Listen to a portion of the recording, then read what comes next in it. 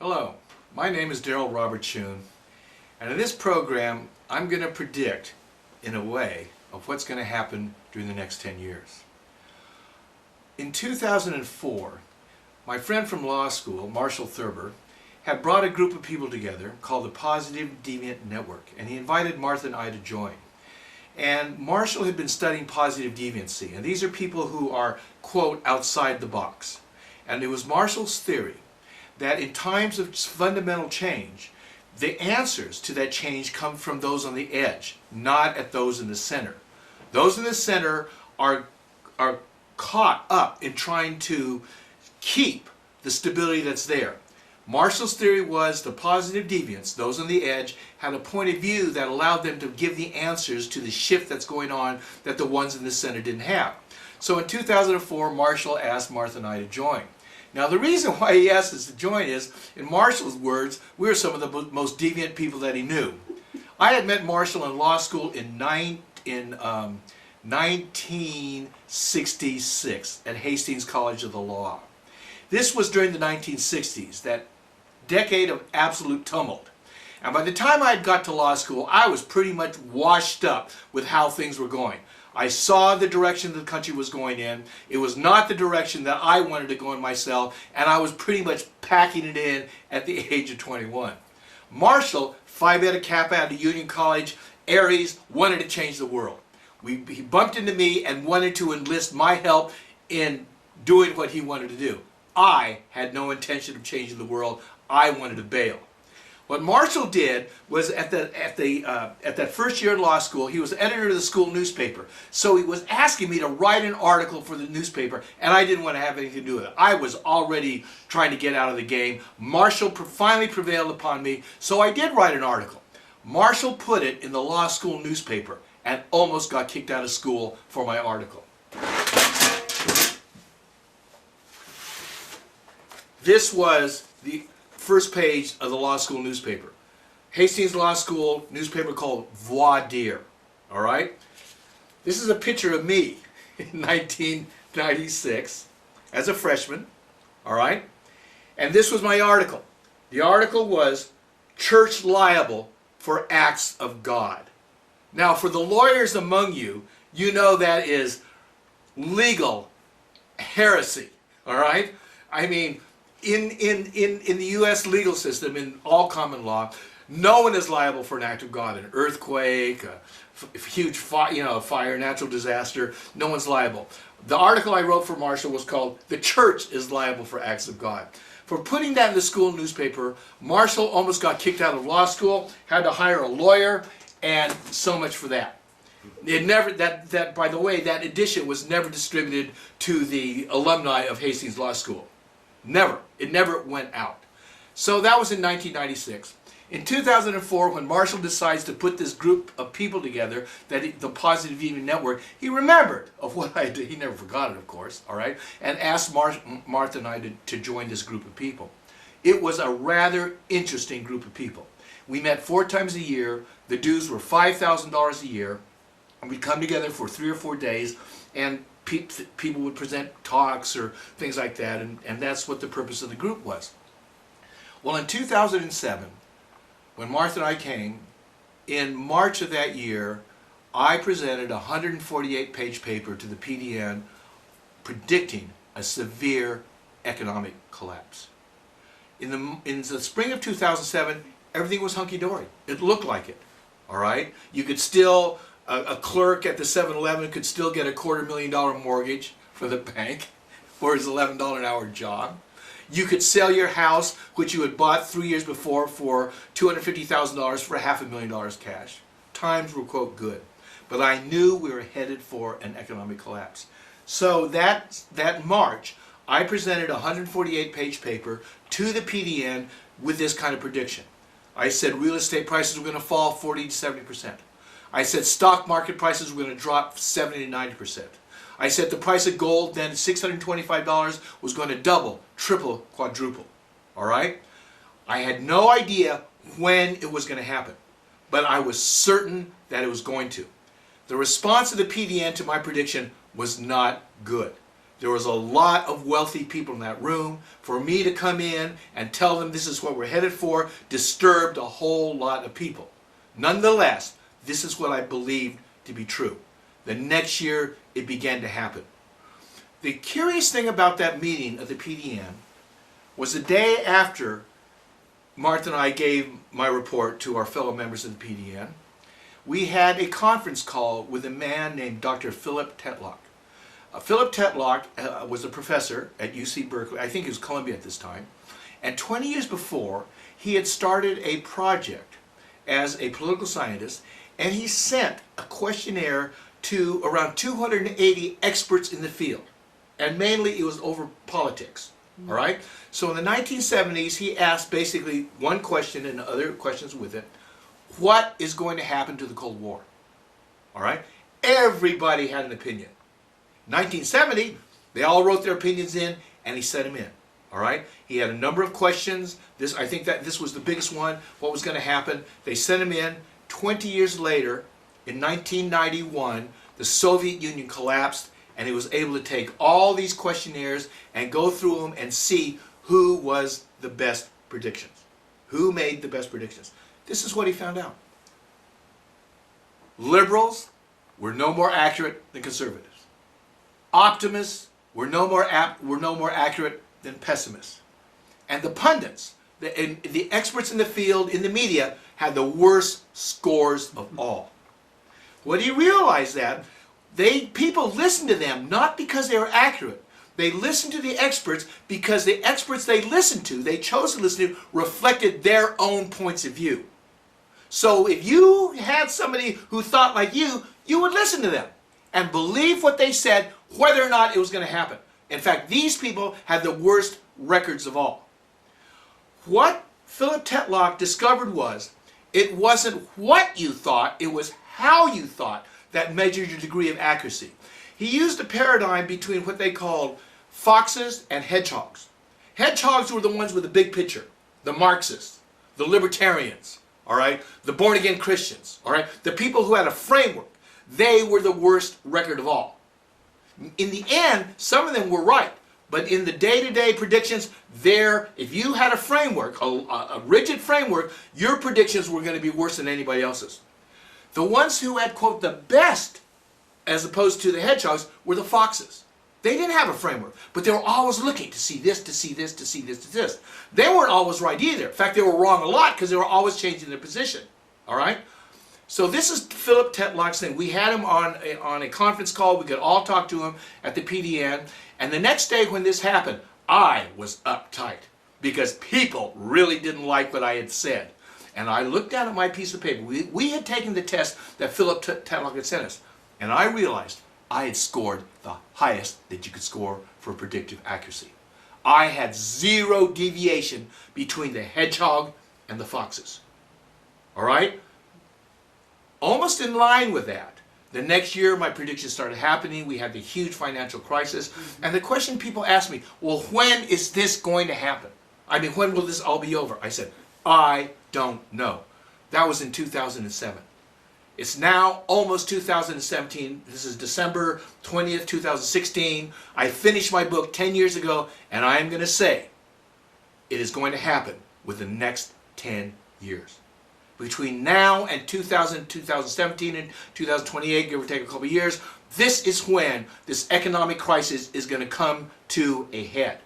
And one of the reasons that got me to change to actually make a prediction, to go off of my hedgehog fox thing, was the 2016 elections. What happened last month in the United States is like an accelerant. This is something that's been going on for decades, this coming together, this crisis. This did not happen yesterday. This is coming together, but because of the election, I now see that we've reached another level. The crisis is now up-leveled, and it's going to come to a head within the next 5 to 10 years. I don't know when, but that is my time frame on it. Now, what I would like to say regarding that is the United States is at the center of the changes that's going on in the world. Why? 2 reasons. One, we're the largest economy in the world, and we're the largest military power.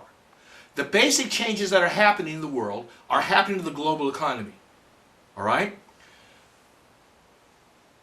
Bucky Fuller, in 1981, predicted that the world's power structures were going to collapse. 1981. 10 years later, communism collapsed. Now, in 2016, capitalism is collapsing. So the world's power structures are going under. Capitalism is not free markets, as the bankers would like you to believe, or the people who are selling the game is like to believe. What capitalism is, it's a Ponzi scheme of credit and debt. And in the beginning of the Ponzi scheme, everybody loves a credit. It makes expansion. All right? The Ponzi scheme is now over 300 years old. Instead of credit, we have a huge amount of debt. We have so much debt that no amount of credit, no matter how cheap the credit is, can move the economy because it's trapped by the debt.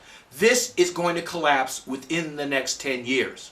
Now, the United States, if you're going to look at any similarities that we have, the first one that comes to mind is England. Why?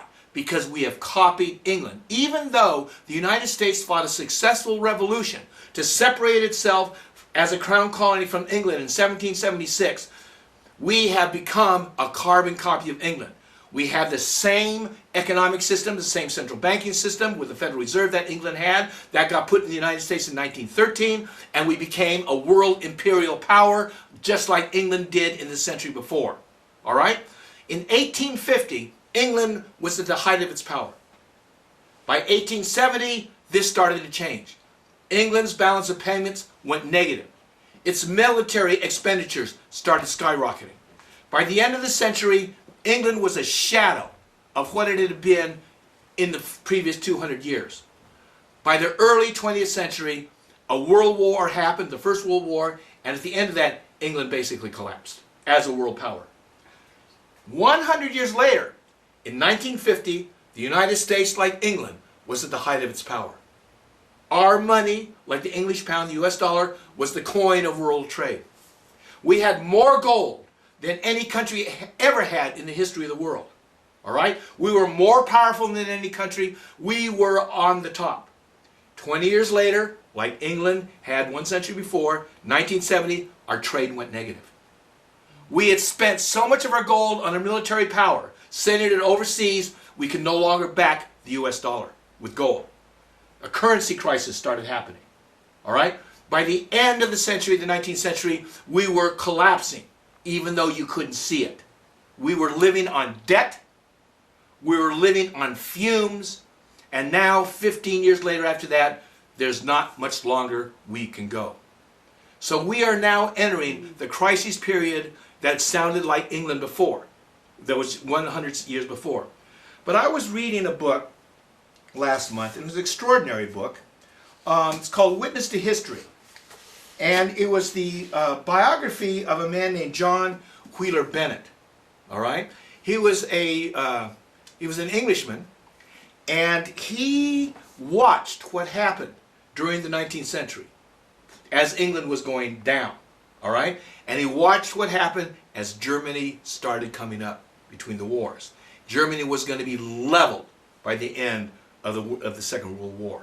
All right? And Wheeler-Bennett said something as he watched Germany go through the process. And it reminded me of something that's happening in the United States. It reminded me of something that happened in the last election, one of the causal points of that election. What Wheeler-Bennett said was this, and he was talking about the rise of Nazism. Germany, at the time, was in deep trouble economically.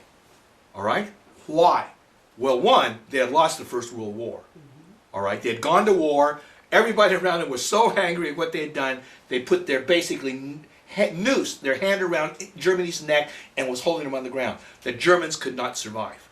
They were being suffocated by the French especially, who really resented what the Germans had done, by the British, who sort of were more neutral about it, but let the French screw with the Germans.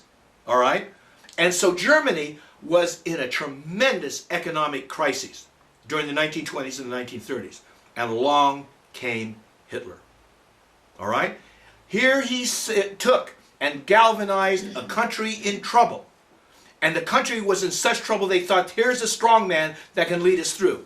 And I want to read you what John Wheeler-Bennett said in 1934 as the Nazis were coming to power. The real reason for the Nazi movement is desperation. He wrote these words in 1934, 6 years before the Great War started. It's desperation. The real reason. The desperation and the longing of German youth to get out of the system that was created around it at Versailles. Hitler answered that desperation. So what John Wheeler-Bennett saw was Germany's youth that was not around when they went to war. They were young people. Coming up, all they felt was the clamp of the Allies on their economy destroying them. They were enraged, all right? They were looking for answers. They were helpless. They were victims of history. And what Hitler said, he told them it was the Jews. Now, the truth is, John Wheeler-Bennett knew it wasn't the Jews. It was the French. And in fact, it wasn't even really the French.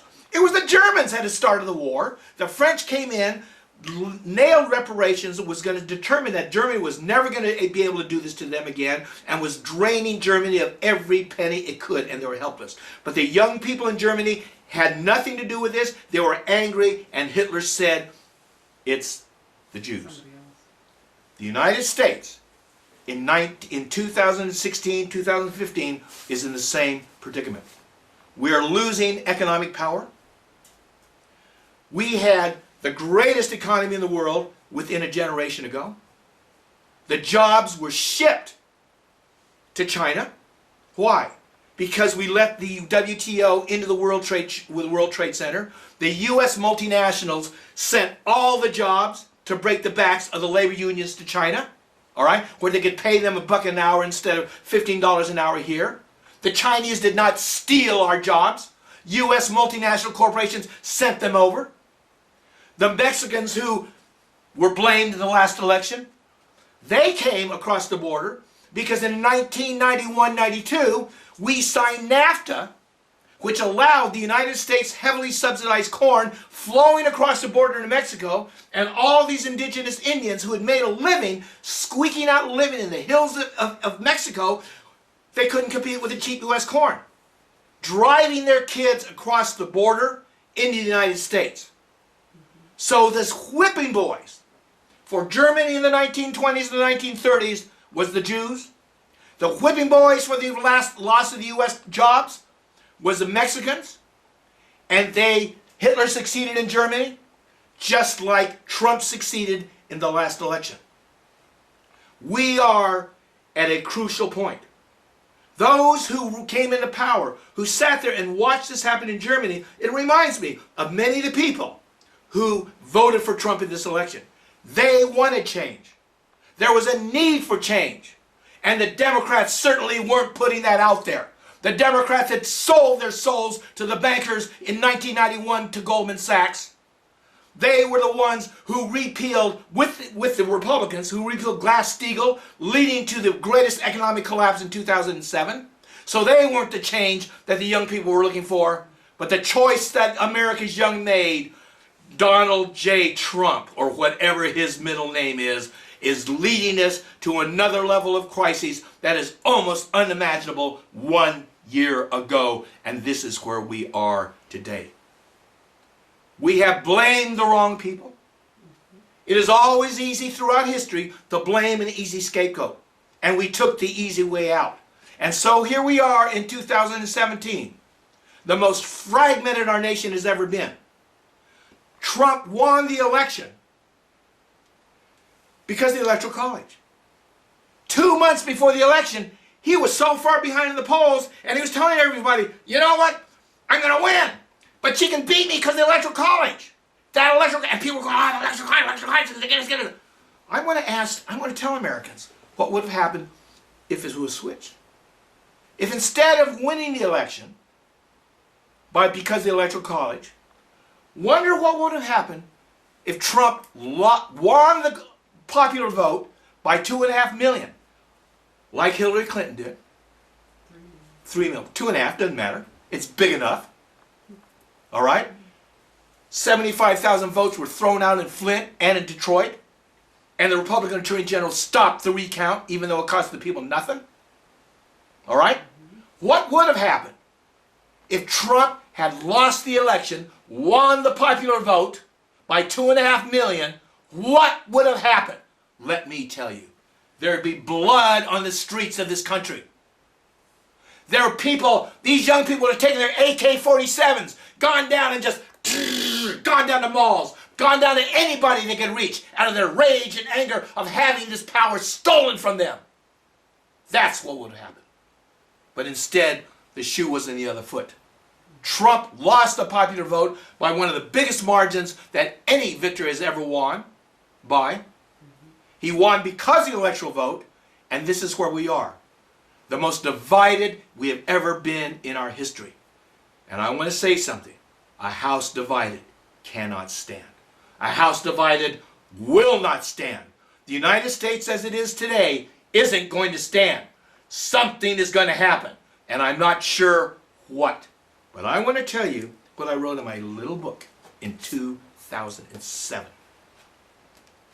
I want to show you a little cartoon I had here. I think you might enjoy it. This is one of the cartoons I put in the book. This is a picture of a bank. All right? It's called First Bend Over Bank and Trust Company. We make money on the spread.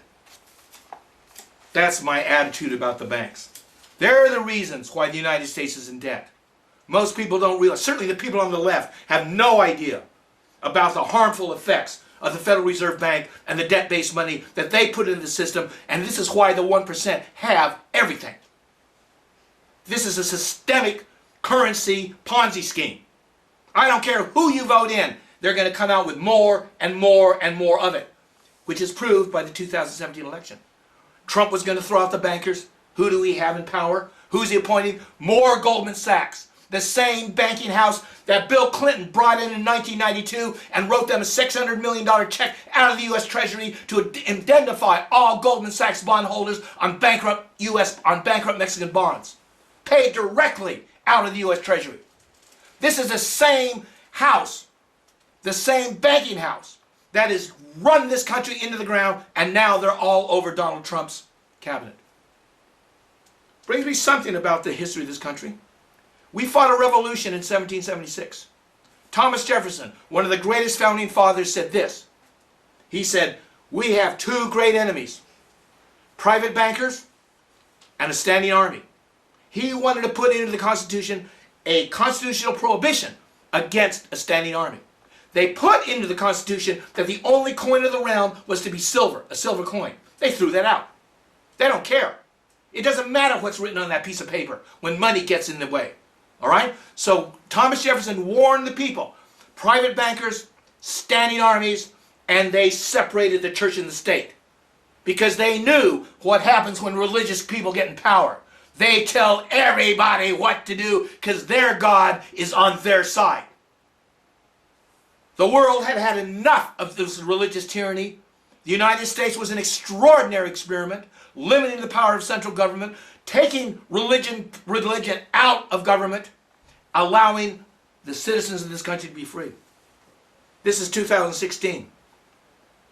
The cabinet is filled with private bankers and military men, and the vice president is a born-again Christian just itching to get at the next Supreme Court nominee so religious people can once again impose their will on the, quote, previously free people of the United States.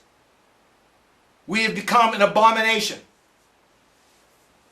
In the end of the war, when Hitler had it, Hitler was destroyed. And what has happened since then? We have the Nuremberg trials. We put people to death for torture. Donald J. Trump, our new president, said, torture? Hey, it works. Israel, the victim, the tragic victim of the Holocaust, of Germany's Holocaust, the victims who Germany blamed for their problems, is now in a country in the Middle East, their own, and they become the aggressors. We have flipped the world. And Donald J. Trump, this is where we are. We are at a turning point in history. I'm not saying that what happened in November in 2016 is going to be the way it's going to turn out. No. There is a great battle going on. What I'm saying is that it's up-leveled. We're in the final stages, and what we do as a nation is going to determine what our destiny is going to be. We, in the next 10 years, whether we choose left or right, is going to determine how our country, not left or right, it's in or out. What people don't understand is that Bucky Fuller said the world power structures are going to collapse. And this is why he said it. He never believed that the communists had the answer. He never believed that what he called the lawyer capitalists had the answer. Bucky Fuller said there's enough technology on the planet to feed humanity and to take care of humanity. He said there are 3 obstacles for the world to become the place that we would all love to be. The obstacles are governments, corporations, and religions. Bucky Fuller said the next crisis is going to take them all out. We are in what I call a paradigm shift. And you can tell when paradigms shift, when context shift. What you have the marker to tell is when what used to work no longer does. The democratic process, which worked for a while, no longer does. Capitalism, which brought many fruits, no longer does. And religion, I'm not sure if it ever worked. But it certainly isn't now. It hasn't been for 2,000 years the reason why human beings have killed each other at an increasingly alarming rate. We are in the last stages of the great paradigm shift. A better world is coming. A far better world is coming. But I am not sure what it's going to take for us to reach it. I do know that the collapse of today's institutions are prerequisite. And that is already well in hand. 10 years ago when I wrote this book, I came up with the end, and I had something here. You've got to realize this was written in 2006. And what I wrote here was this. Americans, and this was talking about how we lost our gold. Americans still don't know where the gold went. All right? I mean, we spent it on the military all around the world. All right? Americans weren't aware, and they still aren't aware of how bad conditions really are. The information isn't on TV or on the front pages of America's newspapers. Editors know full well that such stories conflict with crowd control, the hidden agenda that determines what Americans know and think about. I wrote these words in 2006. Look, illegal aliens are coming across the border. Illegal immigration, gay marriage, and the death of Anna Nicole Smith are preferable to the corporate interests that keep America in a somnambulant coma as they go about seeking that one last pocket of hidden profits before the roof caves in. The pockets of Americans, however, have already been picked, and most available cash is long gone. What remains are credit cards, many of which are now over their limits and accruing exorbitant late fees. No, it's not illegal immigration and gay marriage that is threatening America's way of life. It's credit and debt. The banks that issue them, the lobbyists and politicians that assist them, and those that profit by its continuance.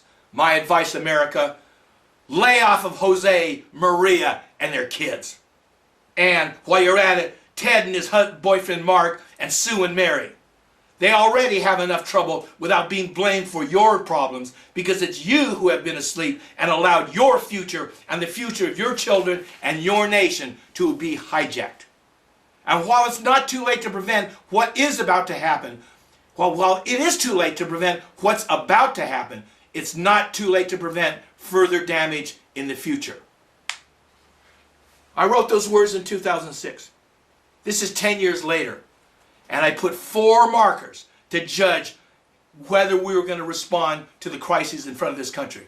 I wrote this exactly 10 years ago in December 2006. The markers were: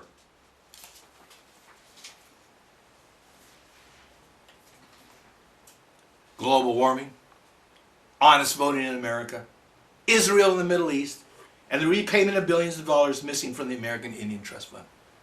Global warming. Donald J. Trump has just appointed a former CEO of ExxonMobil to be Secretary of State. ExxonMobil, the United States' largest oil company, was the one that put out the disinformation about global warming in the first place. 30 years ago, they hired scientists to see the effect of carbon concentrations in the atmosphere. They found out they were culpable, and they started paying scientists and the PR people to sell the American people a bill of goods that it's not us. This is the same thing the sugar industry did. They knew that we were headed down along, they knew what sugar did to people, but they blamed it on fat. It's fat! The energy people blamed it on whatever. They said it didn't exist. And now we have a Secretary of the State of the very company that lied to us in charge in our cabinet level in the United States. That's what we have. So how are we facing the future? We're doubling down on lies. We're doubling down on denial. One of my sayings is, money talks, sheep listen, wolves feast. The rest of the world looks at the United States as appalled as the rest of the world looked at Hitler during the 1920s and 1930s. They are appalled at what we're doing. They're appalled more at what we're not doing. There's global warming. The second issue, honest voting in America. I wrote this in 2006 because the 2000 election had been fixed. They flipped the voting machines. All right? And I watched about them trying to clean it up. And I saw that the Democrats were no more anxious to clean up the voting machines than the Republicans. Nothing new was put in. They both had their dirty fingers in the pot. And in fact, it's this last election. If you want to know about the voting machines, Google Sequoia voting. They're the ones they're the largest vote counting ballot in the United States. Google Sequoia along with Mad Cow. This is the investigative reporters. All right? It was their contention that this company, one of the rottenest companies, they made Wall Street look like choir boys, flipped the election in California for Hillary Clinton away from Bernie Sanders. Now that may or may not be true, but I'll tell you, India has a better system of counting votes than we do. It's not that we cannot count votes honestly, it's that we don't want to. Because the boys in control have that kind of thing. So there we are with honest voting. The third thing here I put, Israel and the Middle East policy. In this book I talked about what Israel had done to the United States with the USS Liberty. This was a warship off the Suez, in the Middle East. As Israel fought the 6-day war with Syria, it was strafed and bombed by Israeli warplanes. They called in reinforcements from the Mediterranean fleet. And before they got there, Lyndon Baines Johnson got on the phone and he said, send them back. Send them back. They were later given medals in an off garden so we wouldn't offend the Israelis. In 1947, in this book, I put about the bombing of the Hotel David. The Brits were the ones who put Israel in a state of power. After the war, Churchill went to see the king of Saudi Arabia and told him their plans were to give the Israelis, because of their banking power and their influence in Europe over England, a homeland. And the king of Saudi Arabia said, why?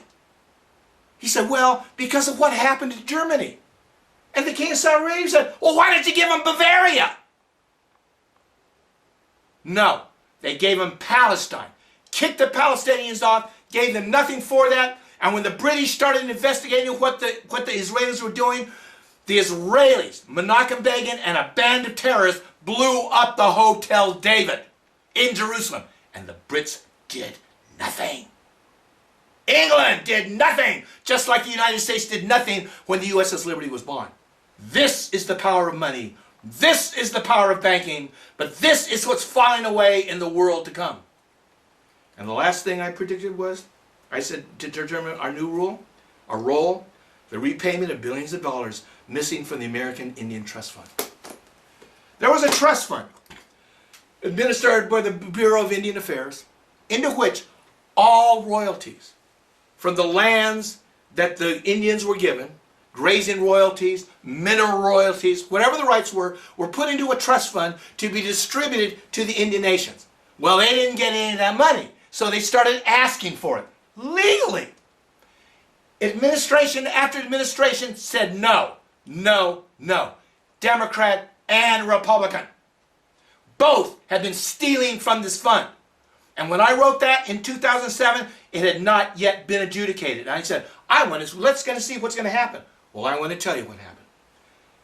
After I wrote that book, the United States courts ruled that the Indians did not have a right to look at the expenditures of the Bureau of Indian Affairs Trust Fund.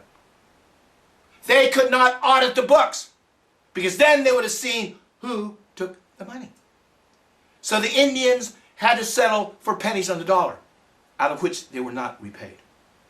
Now, many people who listen to me and my talks about gold and money are really concerned about what Roosevelt did during the 1934 when he confiscated U.S. gold. All right? But what I want to tell you something, while you're licking your wounds over that, about that great injustice that Roosevelt did to the United States monetary system, think about this. In 1868, the Treaty of Fort Laramie, the Lakota Sioux, and various other tribes were given land in South Dakota for their own, in terms of to be on the reservation. On that land, 6 years later, in 1874, gold was discovered. Homestake Mining Company was to become the largest gold mine in the world, producing 10% of the world's gold in the next 125 years. None of that went to the Indians. So if you're going to bitch about Roosevelt, toss this in about the Indians. On that land also is Standing Rock. A nation's greatness, like a human being's character, is determined not what they do to the powerful, but is how they act towards the less powerful, to the needy. Everybody can take advantage of those beneath them. It takes a person of special character to have concern for those less fortunate and to choose justice over the ability to exploit. This country has not done it. We have turned our back on our greatness. This country was born in greatness. The charter given to us by the Founding Fathers had never been put forth on the face of the earth before. Limited government, separation of church and state. We have betrayed those ideals. And in the next 10 years, we may pay for it. We are going to pay for it. What's going to happen? Well, I have a little thought here. This year, Bob Dylan was given the Nobel Prize. All right? And he sent Patti Smith, or I don't know if he sent it, but she accepted the prize in Stockholm. And she sang a song that Dylan wrote in 1962, almost 55 years ago. And the song was, "A Hard Rain's a-gonna fall." I would like for those who have the curiosity to Google Patti Smith, "A Hard Rain's Gonna Fall," Nobel Prize. You will hear the most beautiful, emotional rendering of that song. And what I'm saying for the next 10 years, a hard rain's gonna fall. I've always ended my articles with the words, "Buy gold, buy silver, have faith." And what I've always said is that of these three, faith is the hardest to come by. And like I said in my book, you better get some, because it's real hard to get the longer you wait.